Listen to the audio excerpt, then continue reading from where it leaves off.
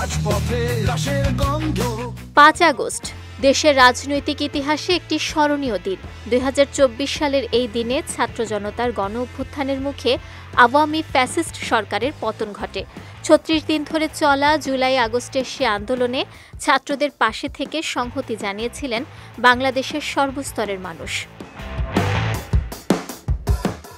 ১৯৭১ সালের মহান মুক্তিযুদ্ধের পর নির্যাতিত, নিপীড়িত ও মুক্তিকামী মানুষের সবচেয়ে বড় গণ অভ্যুত্থানের নাম ২০২৪-এর জুলাই বিপ্লব। হাজারো প্রাণের বিনিময়ে বাংলাদেশ মুক্তি পেয়েছে ফ্যাসিস্ট হাসিনার ভয়ালো থাবা থেকে। এই ইতিহাসকে কখনো ভুলে যেতে পারবে না দেশের মানুষ। এখনও চোখ বন্ধ করলেই যেন জীবন্ত হয়ে ভেসে ওঠে রক্তক্ষয়ী জুলাই বিপ্লবের সেই উত্তাল দিনগুলো।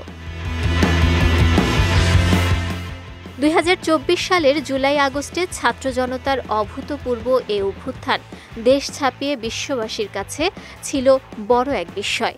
শিক্ষার্থী, শ্রমিকসহ আপামর সাধারণের তীব্র প্রতিবাদ প্রতিরোধের মুখে ক্ষমতা ছেড়ে দিতে বাধ্য হয় ফ্যাসিস্ট আওয়ামী লীগ সরকার।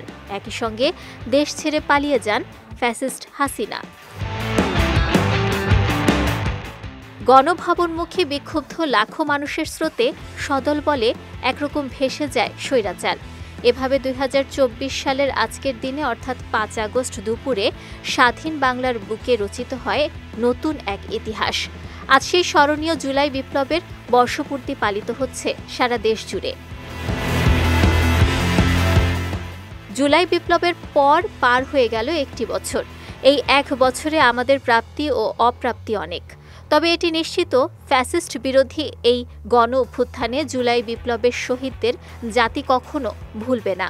জুলাই বিপ্লবের শহীদ সকলের নাম এবং শাহাদাত বরণের বৃত্তান্ত সংগ্রহ করা প্রয়োজন।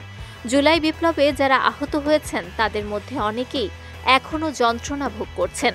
আহতদের প্রত্যেকের সুচিকিৎসার দাবি জানিয়েছেন জুলাই অভ্যুত্থানে আহত ও শহীদ পরিবার।